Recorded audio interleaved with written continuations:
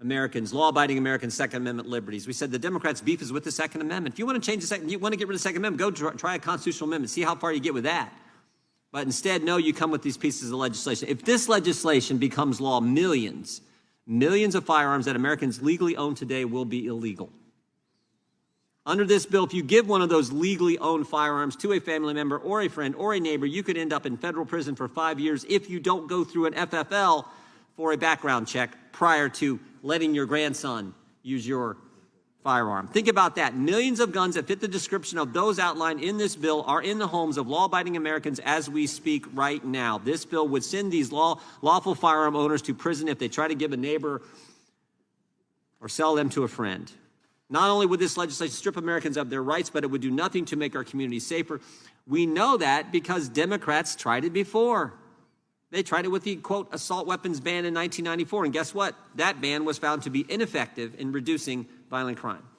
A congressionally mandated study concluded that the banned guns were never used in more than a modest fraction of all gun murders, before the 1994 ban, and that the law's 10-round limit on new magazines was not a factor in multiple victim or multiple wound crimes.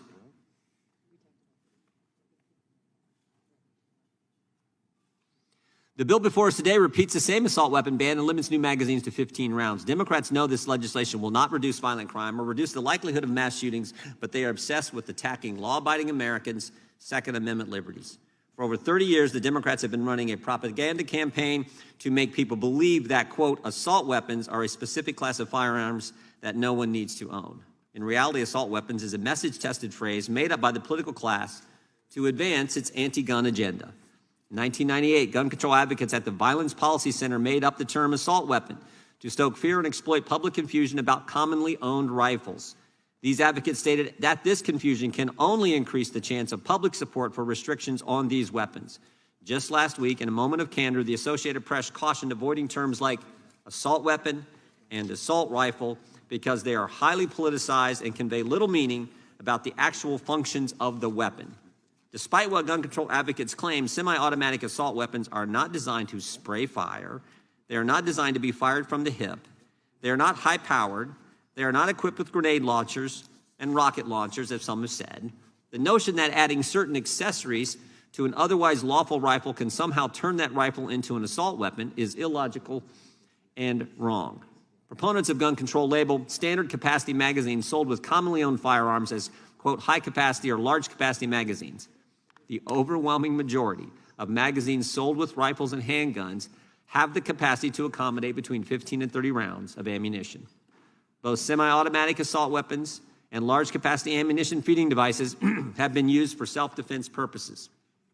This legislation will not make our communities safer. It will, in fact, make them more dangerous. In 2019, there were 386 self-defense killings that were determined to be, quote, justifiable homicides by investigators and prosecutors. In 2013, a study ordered by the CDC and carried out by the National Academies Institute of Medicine and National Research Council found that annual defensive uses of a firearm range numbered up to 3 million.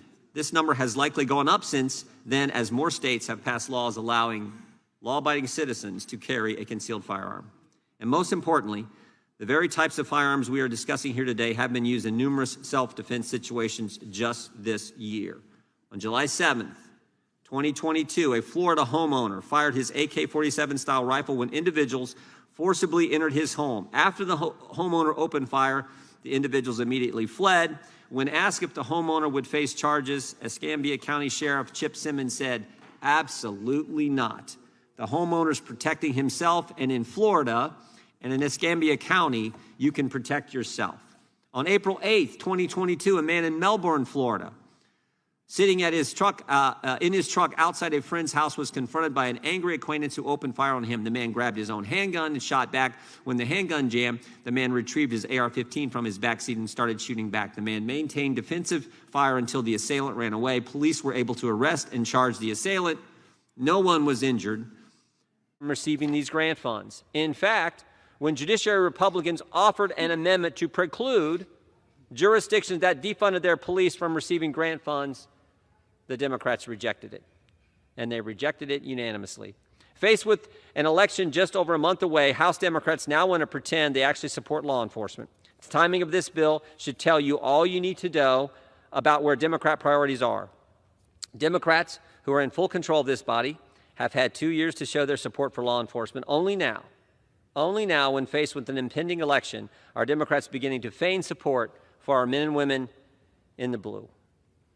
Democrats could have shown their support for law enforcement. Instead, Democrats pass bills to infringe on American Second Amendment rights, legalize marijuana, further empower the Biden Justice Department to spy on concerned parents. These bills are just another admission by Democrats that the defund the police movement is wrong and irresponsible. Perhaps the Democrats weren't in a cleanup mode after their irresponsible embrace of defund the police rhetoric. The Judiciary Committee could have had an opportunity to consider and improve most of these bills before they came to the floor. But we didn't. And instead, Democrats are rushing to consider these bills to give themselves some pretense that they support funding the police.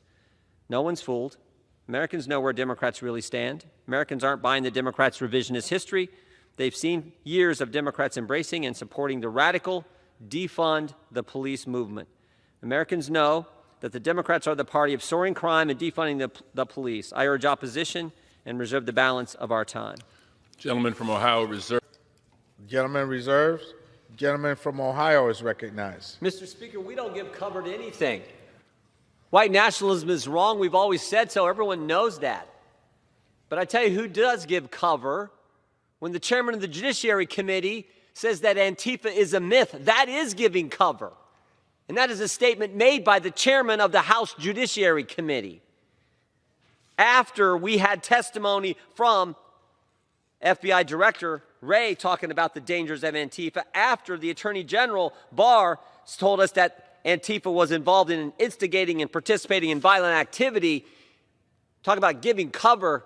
Give me a break. I yield 4 minutes to the gentleman, my friend and colleague from the state of Florida, Mr. Gates. Gentleman. Mr. Speaker, it is no surprise that assault weapons are the weapon of choice for mass shooters and those who target law enforcement. They are designed for ruthless efficiency, killing the most people in the shortest amount of time. And the gentleman from Ohio was right. I did say in the committee, spare us the BS. I meant the Republican BS about the Constitution, about the Second Amendment. The Second Amendment is designed not to allow people to fight the government. Do we want to take up arms against American troops? Is that what they say? That is what they say.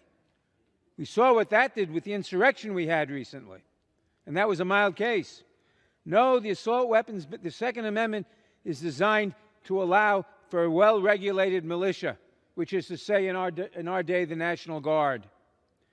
The assault weapons ban would take the weapons of war off our streets and save countless lives.